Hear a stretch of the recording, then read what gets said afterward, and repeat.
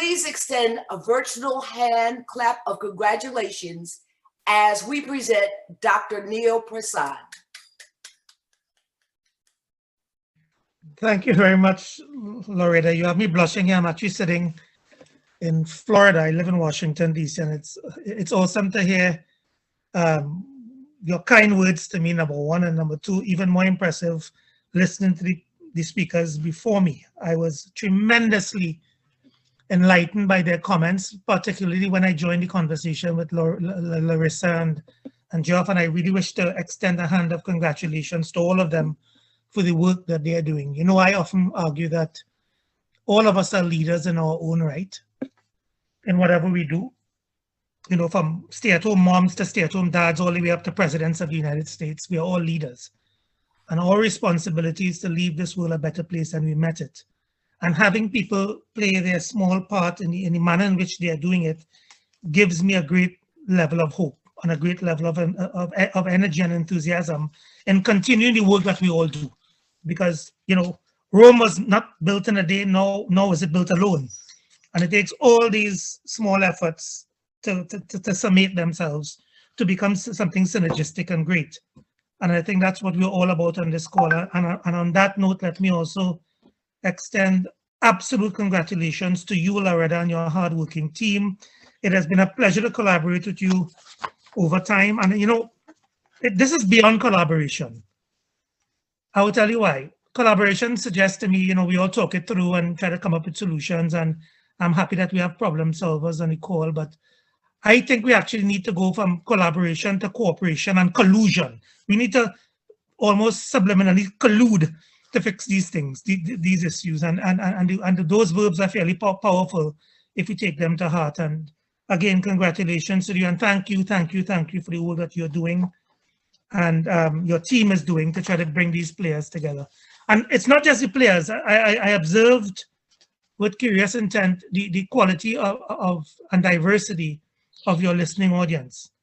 It's geographically widespread and vertically deep, you know, meaning that I'm seeing people from all walks of life, including those who are affected by some of these problems and those who are able to proffer solutions to some of these problems. And I think that in and itself suggests the collective and convening power of your organization. And please don't take that for granted.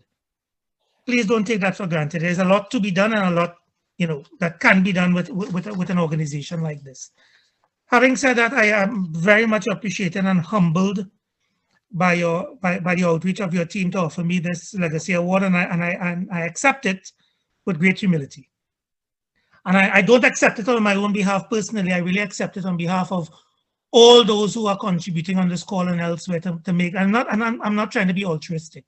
I mean that with purposeful intent. I have, and all of us have accolades hanging all over the place in our homes.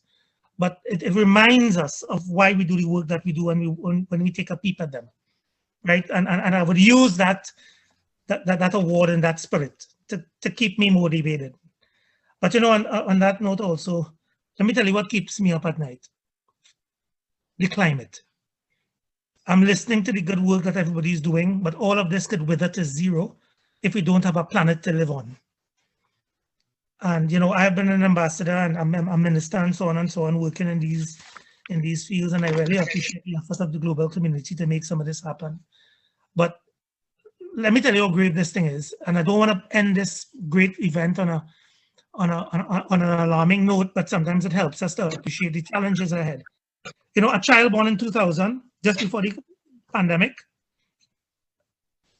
between the pandemic and the year 2000 when the century turned, they are likely to experience, you know, a population of over 11 billion people. Right now we have around 7.5. 11 billion people, and they will be about 2.6 degrees warmer than where we sit today. I am sitting in Florida. Those who wish to deny climate change, I would really like to educate you on some realities we face coming from the Caribbean. I have seen countries destroyed in 15 minutes, literally. St. Vincent, Dominica, Jamaica. I have literally seen economies wiped out in 12 minutes because of a Category 5 storm. And our children are being exposed to that. And the reason I'm bringing this up is I think the impacts of these changes would be distributed unevenly. We are seeing the inequities across the board. Coming from the Organization of American States, we work very closely with 34 countries of the hemisphere. And a big challenge is what we call climate-induced migration. From Guatemala, Honduras, El Salvador, Belize, Mexico, all moving north to avoid the effects of climate change and what that means. And I know this topic was discussed, but the wealthier communities are being affected, and the poor communities as well. And both directly and indirectly, it's affecting our ecosystem functions. These extreme weather events, as you know, is really causing social as well as economic displacement. I think the policies and decisions we make today will affect the outcomes for the remainder of this century and beyond. And I think the focus has been on youth, and I'm very happy that you're focusing on that. We'll have a large stake in that future. And again, I have a great level of confidence in what they're doing today, but I think the faith of the world is in the hands, heads, and hearts of youth.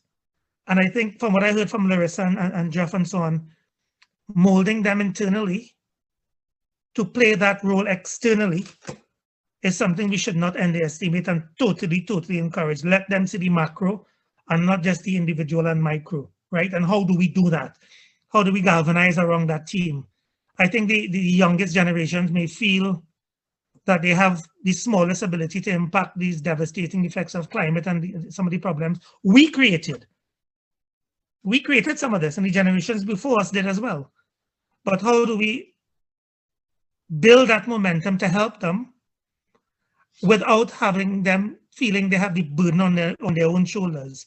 Across the planet, we are seeing many youths expressing dissent towards economic, social, and environmental policies and practices. And this does contribute to the climate solution in many diverse ways. But clearly, not all forms of these climate activism would have the same impact. And in some cases, it's having repercussions. They're being shunned for it. And we have to call it out for what it is. We have seen it on posters globally. Change the system, not the climate. And that disheartens me to hear that. Because yes, we need to change the system, but we need to mitigate what we have done with the climate. And I'm going to focus on this climate issue for a minute. Because people talk of climate change. My friends, I stopped using that word climate change about 6 years ago. Because I believe the climate has changed. It's now about climate smart action. What can we do to mitigate and what can we do to adapt? Because I have taken it for granted we have changed the climate already. All we are doing now is buffering the impacts of making it worse. Right? And that's where youth come in. Few would argue that they need to transform the system, but also meet the challenges of this new climate. And the question then becomes, how can young people contribute to change within a really contrasting political climate that is marked by very powerful interests, strong rhetoric, and weak action on actual climate change itself? I paid very close attention, and I've actually attended a couple of them at the Paris Accord and COP26, and understanding the politics of the day and what that means. But we see that kind of youth dissent expressed through action, ranging from symbolic acts to one of political mobilization. But clearly not all forms are the same and not all forms are welcomed. I've seen politicians dismiss the efforts of youth. I've also seen many embrace them. But surprisingly little attention is being given to actually analyzing the expressions of dissent among the youth and their impacts on politics and the power of these relationships. But here's the thing. As young people grow, they will aspire towards a voting age. And it will be important for them to use that power to spark that change and for us to enable them. Our only responsibility at this point is to help enable them in addition to solving the problem. And if they believe that none of the candidates are up to the task, then young people themselves should be running for office. And I say that with no malice in my mind, because yesterday, coming from the Caribbean, there's a very small island north of Trinidad and Tobago where I'm from. That's Grenada. The Prime Minister has been there for 6 terms. He was replaced by a 44-year-old last night. in an election. 44, one would argue that's middle age, but it's still young. But the question is, how do we mount an effort to get those voices in positions to play a role? And if we don't, the evidence is mounting against us. The World Bank had actually established that by 2030, 135 million people will be pushed into poverty. Right now, it's about 68 million, 135 million. So inequity, inequality, lack of parity will only be exacerbated if this continues. My own research has shown that most of the dire projections for future economic damages in the current scientific literature hold true. Climate change would reverse the gains of the past few decades and cause inequality between countries to rise again. So all the efforts we have been making could be wiped out if we actually don't make that political and power effort to dismantle these systems. It's almost a monopoly in many countries. I have traveled, and almost in the poorest economies, a large part of the population depends directly on the activities that they are blamed for. But these activities are most affected by climate change: agriculture, forestry, fisheries, etc. People with the lowest incomes are the ones most likely to depend on their mere survival on these resources provided by nature. If we don't stop it, we're in trouble. And I want to leave you on one last note, because I don't want to harp on this issue. But I was telling you the issues that keeps me up at night. Climate, the effects of climate affects three things. It affects, among many things, but for the survival of our youth and our world at large, food, energy, and water, which is essential to human well-being, is a nexus that is directly impacted on climate change. Why? Energy production and food production, especially where irrigation is required, compete for very, very limited water resources. If you go back in history, almost every single major war since civilization started with water. Water wars, they were called in those days. And we are faced with the same challenge today. And water feeds agriculture. And most of the energy systems require water to produce energy. So it's an interesting challenge we have ahead of us. These challenges will be particularly severe in highly urbanized and densely populated areas. And the projections are not very good for the year 2050. We have few resources to deal with them. And we have, in my view, a fairly robust opportunity to enable youth to help solve them.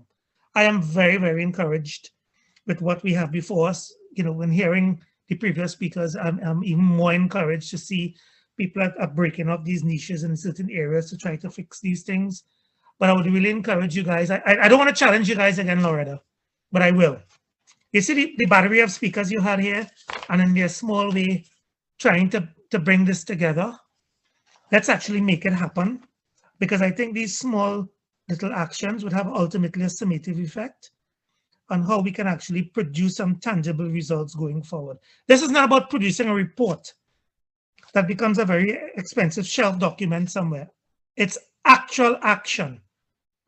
And the solution lies within every single one of us on this call and way beyond this call. And, to make this happen, I call it a fleet of ships. We need ownership of the cause. We need stewardship of the process. We need leadership of action. We need partnership among all the stakeholders. And we need friendship among all of us to make this happen. I thank you very much for what you have done. And I congratulate all of you on this call, and thank you for listening. Thank you very much.